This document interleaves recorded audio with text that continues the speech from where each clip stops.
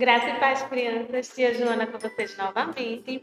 E hoje quem vai nos ajudar a contar a história é Elisa. Graça e paz, Elisa. Graça e paz, tia Joana. Dá graça e paz pro pessoal que está lá em casa. Graça e paz, pessoal. A história de hoje está baseada lá em Gênesis 16 e tem como tema uma lição sobre Abraão, Sara e Agar.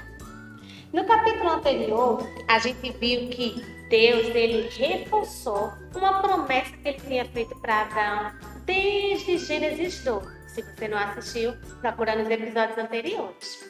No capítulo anterior, Deus disse para Abraão que ele seria pai de uma grande multidão e que ainda lhe daria muitas terras. Ele fez um pacto com Abraão para reforçar essa promessa. Você lembra dessa história, Lisa? Sim. Então, hoje, a gente vai ver o que aconteceu depois disso. Vamos lá? A Bíblia vai dizer que Sara, ela estava muito triste. Porque desde a primeira vez que Deus tinha prometido um filho a Abraão, já havia se passado 10 anos. Você sabe o que é 10 anos, Elisa? Sim. É muito ou pouco? Muito. Quantos anos você tem? Tenho muito.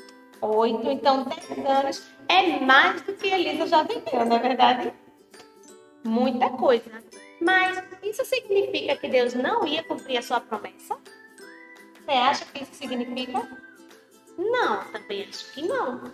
Não importa quanto tempo demore, Deus sempre cumpre o seu combinado. Mas Abraão e Sara parece que não foram muito por esse pensamento, não. Eles decidiram seguir o bom senso. Você sabe o que é bom senso, Elisa? Não.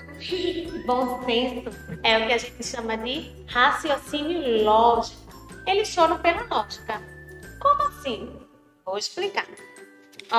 Nessa altura do campeonato, Abraão, ele já era um idoso. Ele tinha por volta de 85 anos. Olha só, um idoso, não é? Vocês já viram um homem de 85 anos fazer um filho? Eu também não. Então, Abraão era idoso. A sua esposa, Sara, além de ser idosa, ela ainda tinha um outro problema. Você lembra que problema era esse, Lisa? Fala pra gente. Ela não podia ter filhos. Exatamente. Ela era estéril, não podia ter filho. Naquela época também, as escravas podiam ter filhos e dar para os seus donos. Então, veja, tudo estava indo de acordo com o que Sara ia propor para Abraão. Sara propôs para Abraão que ele deveria ficar com a sua escrava, chamada Agar, e que quando ela engravidasse, o filho de Agar, teoricamente, seria de Sara. Estranho, né? Mas foi exatamente o que aconteceu. A gente olhando de fora, é fácil a gente falar que essa decisão de Sara não foi uma decisão muito sábia, não. Entregar a sua serva para ficar com seu marido e depois ficar com seu filho, parece uma história bem confusa, né? Mas às vezes a gente também tem umas atitudes, que não combinam com sabedoria. Sabia disso, Elisa? Eu vou citar aqui, pelo menos 2 exemplos que podem se aplicar na nossa vida. Você conhece um versículo da Bíblia que diz assim: Filhos, obedeçam seus pais em tudo. Já ouviu falar desse versículo? Já está escrito lá em Efésios 6. Muito bem. Já ouviu também o versículo que diz assim: Honra teu pai e tua mãe para que se prolongue teus dias na face da terra? Sim. Eu também já ouvi. E eu acredito que vocês que estão em casa também já ouviram esses versículos. Mas nós, mesmo conhecendo esse versículo, já tendo ouvido, como filhos, já desobedecemos os nossos pais, não é verdade? É verdade ou não, Elisa? Então, nós também escolhemos não seguir os ensinamentos de Deus e escolhemos desobedecer. Foi exatamente o que Sara fez aqui nesse episódio. Ela não queria esperar de maneira que agradava a Deus. Mas como é esperar de maneira que agrada a Deus? Como você acha que é, Elisa, esperar de maneira que agrada a Deus? Eu acho que é você ler na Bíblia, orando, louvando a Deus, porque vocês sabiam que a Bíblia, ela é a voz de Deus? Exatamente, Elisa, é isso mesmo. Antigamente, Abraão ele conseguia ouvir a voz de Deus de maneira audível. Hoje em dia, a gente não consegue ouvir a voz de Deus. Você consegue ouvir a voz de Deus, Elisa? Não. Mas, como a Elisa falou, a Bíblia é a própria voz de Deus. Então, quando a gente estuda a Bíblia, quando a gente conhece o que Deus pede que a gente faça ou não faça, fica fácil a gente esperar de maneira que agrada a Deus, não é verdade?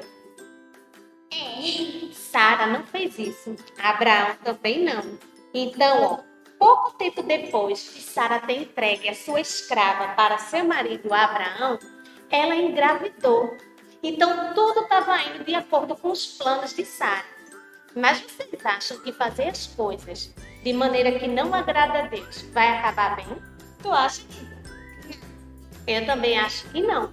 E foi exatamente o que aconteceu na vida desses três. A Bíblia vai contar que Agar, mesmo sendo escrava de Sara, quando viu que estava grávida, não queria mais obedecer à sua dona. Ela começou a menosprezar Sara. Naquela época, quando a mulher não tinha filhos, isso era um motivo de vergonha para ela. Sabendo disso, Agar começou a destratar a sua dona.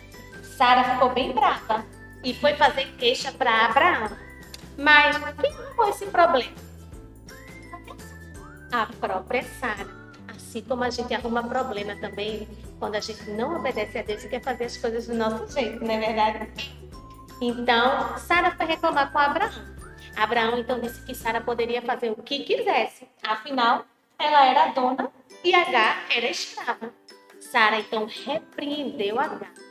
A Bíblia vai contar que Agar ficou tão triste que decidiu fugir. Ela fugiu. Mas a gente consegue se esconder de Deus? Nem se a gente for para debaixo da cama?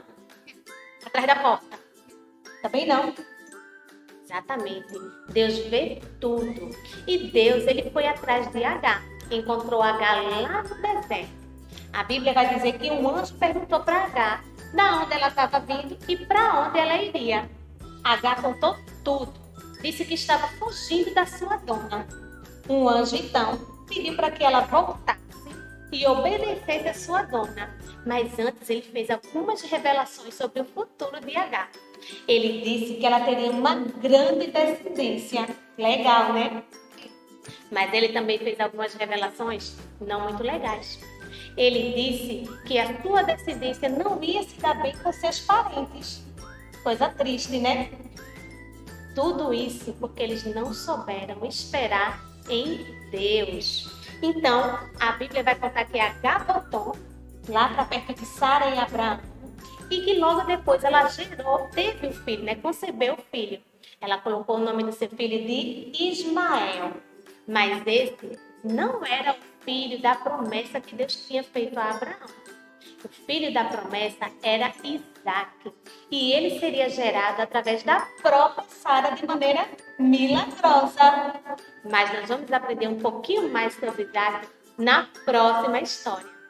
Antes, eu queria ler para vocês um versículo que vai nos ajudar a passar por esses momentos onde nós temos que esperar em Deus, ok? Está escrito lá em Isaías, no capítulo 40 e no verso 31. Eu vou ler para vocês e enquanto eu leio, Elisa vai fazer alguns gestos para ajudar vocês a decorarem, ok? Combinado? Então todo mundo levanta, tá?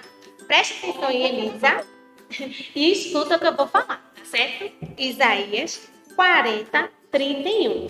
E diz assim: mas os que esperam no Senhor renovam as suas forças, sobem com asas como águias, correm e não se cansam, caminham e não se fatigam. Isaías 40, 31. Conseguiram acompanhar?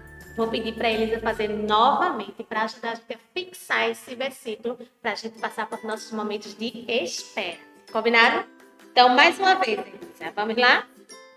Mas os que esperam no Senhor renovam as suas forças, sobem com asas como águias, correm e não se cansam, caminham e não se fatigam.